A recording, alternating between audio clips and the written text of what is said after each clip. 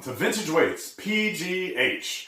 My name is Rob, and I'm going to teach you in this video how to take a rusty barbell and make it look like this.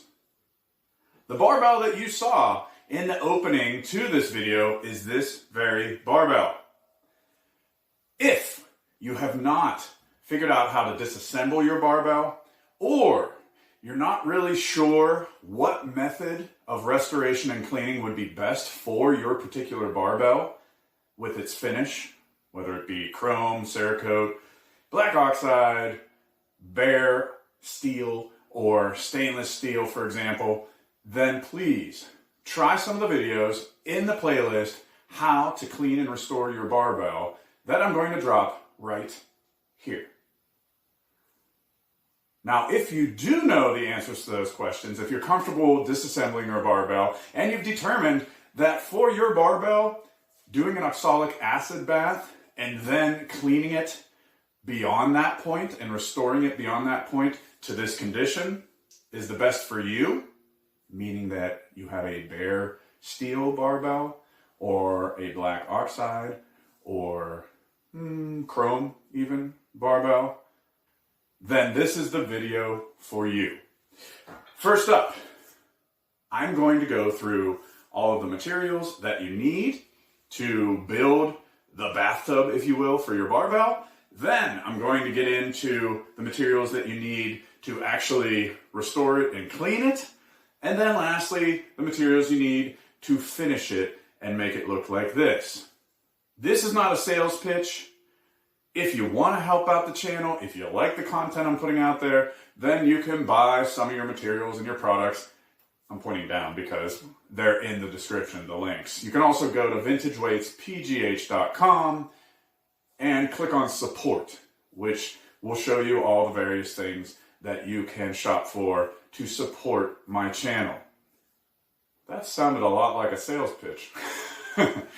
But what I'm getting to is, in this video, I'm going to present, I guess you would say, two different options. A budget-friendly, you just have one barbell to clean up option, and a more quality option, better quality option that if you have more than one barbell or you have the means with which to buy that higher quality option, that might be the way to go. To start out, the actual tub that you're going to soak this thing in, let's think about that. So you're going to need a couple different things. You're going to need some reinforced packing tape. You're going to need, a cardboard box that you can then cut apart. You're going to need possibly a tape measure to figure out how long your barbell is. Now, most Olympic barbells are about the same length. However, you can, if you don't have a tape measure, just eyeball it. Make sure to leave a couple inches on either end, though, because you don't want your barbell to poke through the box. Once you use the tape and the box to assemble the bathtub, I like this 4mm Frost King plastic sheeting. I have a link for it. It's a little better than a typical plastic painter's cloth. It's thicker, and the 3-foot by 50-foot is more than enough to do multiple barbells. You can get less if you're just doing one barbell, save a couple bucks, get 3-foot by 25-foot. And then being 4mm thick means that it's going to be less likely to get punctured. Next up, you need the oxalic acid. I buy Florida Labs oxalic acid powder on Amazon. I get these big 10-pound bags or even larger. Save some money. If you're only doing one barbell, 1 pound is probably enough. There's probably going to be extra oxalic acid left over to fill your tub so that if there's an accident that happens, you're good to go. 3 tablespoons per gallon of water. I use a normal bucket to measure the gallons as it goes in, and then I put in the oxalic acid and I make sure it dissolves before I put the barbells in. Same procedure as weight plates, essentially. Now, here's where things kind of split off in terms of your tub.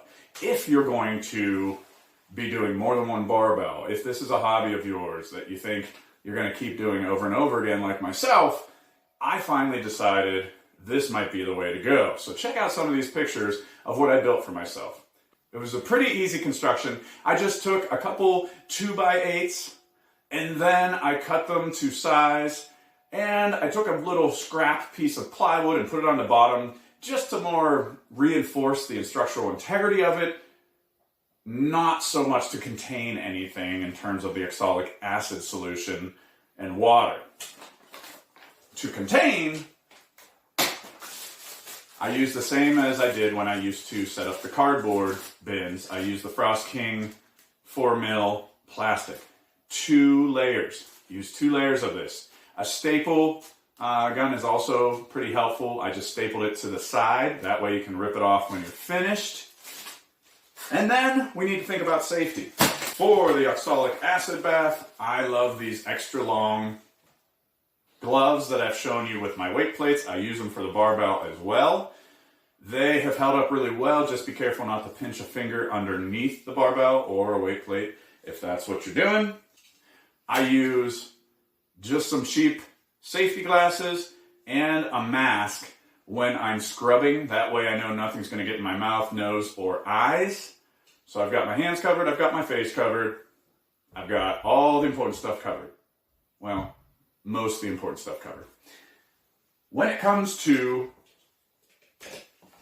the scrubbing, let's get into brushes. During the actual oxalic acid bath, you want to use a nylon brush. I've been using brushes like this for quite a long time, but for this actual video, I decided to try out the Barbell Rescue Brush. If you haven't seen this, the way it works is it opens up, and it looks like some kind of evil creature. It's got all these nubs of nylon bristles. I'll do a full review of this pretty soon, but for now, just know that the budget option would be one of these brushes if you're just going to do this once. However, if you're going to continually clean and maintain your barbell and you use chalk in your gym, then you might want to pick up a Barbell Rescue Brush because you can use it to restore the barbell and then you can continue using it afterward to great effect. As far as it's concerned, whether you use the budget option nylon brush or the Barbell Rescue, the biggest tip I can give you during the bath would be to take the bar out of the tub completely, lay down some towels, and scrub, then put it in gently. Otherwise, you risk poking a hole through that plastic and causing everything to leak out. Also, man, someone upstairs heard me say that. They got scared. Also, make sure that when you're taking it out, you remove it equally. You don't lean it. And then once it's out, I do want you to lean it. So with the Barbell Rescue Brush or with the budget option, I found the quickest, easiest thing to do is to turn the bar vertically, because then you can hit all sides of it and you're not twisting and turning it on the ground. It's going to be a lot lighter too than this one that I'm handling now because the sleeves will be removed. So take it out of the bath, scrub it, and put it back in. Same thing as weight plates. I do about 6 to 8 hours, do a scrub, 6 to 8 hours, do a scrub. Same thing as weight plates if it's bare steel. If it's bare steel, I'll use a brass brush. This is not bare steel, by the way. It's a York split sleeve that has bluing, which is basically a lesser black oxide that they would put on their bars. Do not use a brass brush on any type of finish. Only use the brass brush on bare steel. The budget option for the brass brush would be something like this that I have linked in my video, and you can see it's wearing out. The upgraded higher end option would be, it's about $7. It's made by the company Forney, Forney. I love this one. It's a lot better quality, the bristles don't shed, and then the handles, a nice shape. This is my favorite. So you've finished the bath. Everything's looking good, but now the bare steel parts, whether it's the sleeves or the whole bar, look this gray murky color. Don't be alarmed if it's gray or green murky color. That's all right. I suggest you clean them up right away, though. Don't wait. Don't spray baking soda on and wait. Clean it up right away when you take it out of the bath and it looks like it's rust-free. You'll need a drill. If you don't have one, I'll have one linked in the description. But honestly, unless you really want to be like my #1 fan and support the channel, just go to Home Depot or Lowe's, pick out a drill that you like. I've got a Ryobi and I've got a DeWalt that's coming as a Christmas present. I like the cordless though, and I like having more than one battery as a tip. You can let a battery charge while you're using a battery and then swap out so that you don't ever find yourself in a situation with a dead battery. So get at least 2 batteries. Then we get into wheels. And this is a good place to thank Eric Stanek. He's my barbell mentor. He's like the Yoda, the guru of barbells. And he introduced me to the various wheels that I'll show you. These are Nylox, Nylox wheels. They come in 3 colors, and I suggest you get a 3-pack so that you have each of the colors. Each color is a different abrasiveness. And the same brand as that higher quality brush is a wheel for your drill by Forney, Forney. There's a fine wire wheel and a coarse wire wheel. He introduced me to both of these things, and I immediately switched to using them all the time with barbells. After the first barbell, I knew that this was the right path. It'd be a lot easier for me to actually show you, though, in the garage. So let's switch over to the garage. Welcome to the Vintage Weights PGH garage, where you're staring at some equipment on a dirty towel. So the reason for this is that I don't have a workbench. I'll work on that project eventually. So I'm sitting on my trusty crate. I've got my safety gear, and you're going to want to put on some safety gear. So please, have some gloves. I suggest anytime you're grinding metal to have some type of mask on.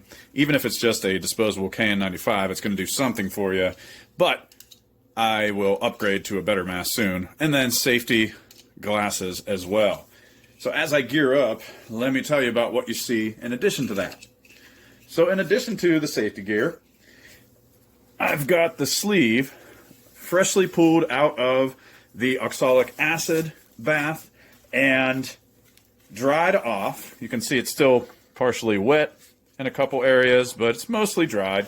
I didn't spray it with baking soda like I normally would with weights and other things that I pull out of an acid bath, because I got a tip from the same gentleman that gave me a lot of advice with the wheels that I'm going to show you in just a minute, Eric, and he told me that, hey, I don't really bother with the baking soda, and it seems to be okay. I can surmise that that's potentially because you're grinding away at this, and then you're hitting it with 3-in-1 oil, so that seems to be enough as far as getting rid of the remnant of the oxalic acid. So then what are these wheels? Well, I like to set them up, it's semi-organized here, from the least abrasive all the way up to the most abrasive. So the least abrasive would be these 3, going from blue, orange, and then gray Nylox wheels. They're a composite material. This is, I guess the 10th sleeve that I'm going to hit with these, as well as the inner collars of 5 split sleeves at this point. And you can see they look good as new for the most part. The blue is the least abrasive, and then orange, and then gray. After that, we step it up a notch from the gray to a fine wire wheel. I used to use cheap brass wire wheels, and oh my gosh, the wires would shoot everywhere. They were really abrasive. There was no telling a difference. And then Eric told me all about this company, Forney. Grab the packaging, and their wire wheels. And that you could get a 4-inch wire wheel for your drill. They also have angle grinder wire wheels that you could get if you prefer to use an angle grinder. And then there's also the most abrasive, which would be a coarse wire wheel. The only thing I've noticed, there has not been one wire to shed from these after 10 sleeves, as I mentioned, well, I guess 9 sleeves. This will be number 10. The only thing I've noticed is that, and this might be my own fault, user error, some of the wires, I don't know if you can see this, there we go, have started to sort of bend. That might just be for me. But this is worth the money rather than picking up a bunch of those cheap brass ones. The quality is there, and you're about to see why. So here's my method. I take it from least abrasive to abrasive. I start in the middle. So I start out with the gray nylock to see if that does the job. I've got the sleeve positioned on 4 2.5 pound standard plates. The reason for that is that it's enough to hold it in position, keep it from rolling around as I hold the drill with 2 hands. And I can hit the whole length of the sleeve rather than trying to hold it with one hand and then do with the other. Plus, perched up a little ways, I'm not catching the towel underneath. If this was a workbench or something, I wouldn't be catching the workbench. I'd probably, if I had a vise or if I had, more sophisticated equipment, go that route. But if you're like me and you're just on the floor of your garage, a couple plates did the job, and you'll see what I mean. So I'll start with the gray and just see how it goes.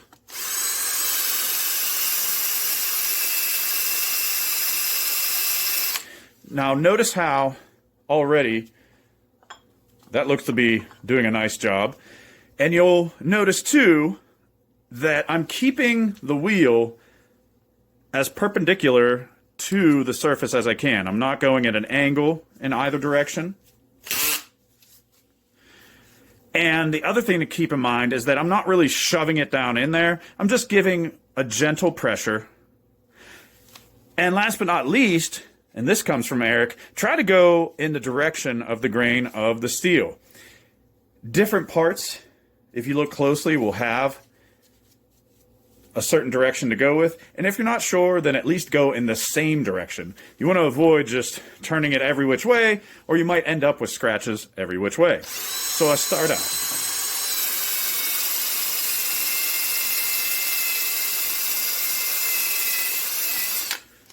Now, since this is working, what I'm going to do is hit this whole bar with the gray. Then I'll work my way down from the most abrasive that's needed, the gray nylocks, to the orange, and finally to the blue, effectively polishing it. And if you see on here those light scratches, the orange and the blue take away a lot of those. Now, kind of like on a cooking show where they already have the finished product, let me grab one that's just about finished to show you the difference. So take a look at that. I mean, this was in the same condition as this one, and it's tremendous. Now, one last thing to note is you see the kind of greenish gray appearance when it first comes out of the OA. Don't be alarmed. That's the way they all look when you dry them off. That's why you need the wire wheels. Now, where have I used the more abrasive ones? Well, if you look closely at this one, for example, you'll see I still need to hit it one more time. There's some discoloration that the nylocks just really didn't get. Some people might be satisfied with that. That might be good enough. It's not exactly rust. But I want this thing to look uniform. I want it to look good all the way through. So I'm going to use probably again, going up the scale in terms of least abrasive to most abrasive, the fine wire wheel on this to see if that does the job. And if it doesn't, then I'll hit it with the coarse wire wheel and then work my way back down to polish.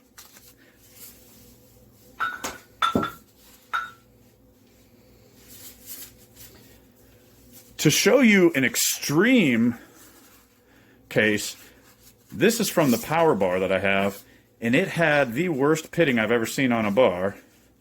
This is like a mountain range.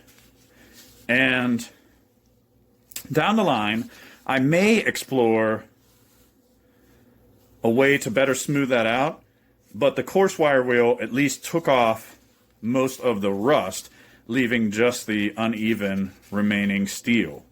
But that's the most extreme.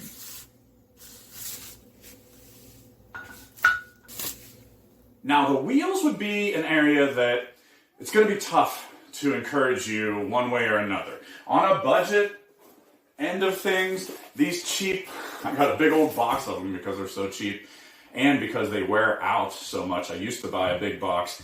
I would go through, if I was doing a barbell, I'd go through like 3 or 4 of these cheap brass bristle wire brush wheels. And you can go that route, but these I find to be more abrasive on the bar. They'll leave scratches. And since there's not a difference in abrasiveness, no matter how fast or slow you spin these suckers, you really can't polish it the way that you can polish it that I just showed you with the Nylox wheels. So if you really want this nice finish, you've got to be able to change the abrasiveness. So I'd spend the money on the Nylox. I'd spend the money on the better quality Forney wire brushes. Forney with an F. F-O-R-N-E-Y. Last but not least, we got to finish this off with 3-in-1 oil. I was going to do a video about different oils and finishes, and I quickly found out like 3-in-1's the way to go. So just buy 3-in-1 oil. I love the Amazon Basic microfiber cloths. I think there's a lot of bang for your buck, and they soak up the oil a lot better. However, you need to use something a little different for the sleeves than normal 3-in-1 oil for the exterior. My older barbell restoration videos, you might see me suggest Teflon grease. That's not bad. I mean, it has held up, but it's a little slow moving in terms of spinning the bar. And I'm not an Olympic weightlifter. I don't need it really spinning all that fast. But on the other hand, for about the same price, my barbell mentor, Eric Stanek, suggested this specific 3-in-1 oil. This 3-in-1 oil is intended for, let's see here, 1/4 horsepower motors or larger, and it is the SAE 20 version of 3-in-1 with the blue label. I'll drop a link for this as well. The reason he suggested it is kind of cool. He reached out to Ivanko Barbell, and they said they use this on their barbells. Ivanko, if that's true, drop a comment and let me know. That's right, I just encouraged a humongous barbell company to drop a comment.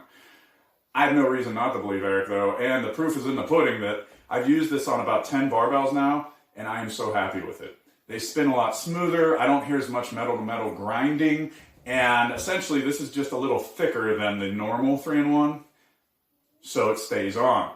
Like weight plates, though, I found that after oiling, give it at least a day or 2 with some patience to wipe down again the next day and maybe 2 or 3 days later. I even saw when I put it up on my barbell gun rack that there was a little bit of this oil sitting like a little droplet waiting to fall. So give it a couple days at least, if not a week, and wipe down. And then after that, I haven't noticed anything coming out. Everything's felt good, and the sleeve has spun well. I hope this has helped you to bring back some barbells into the gym that were long forgotten and rusty.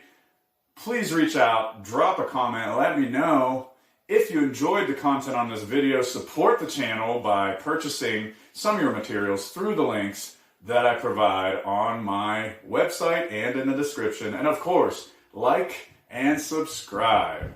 Tell your friends, Vintage Weights PGH. Old weights, new gains.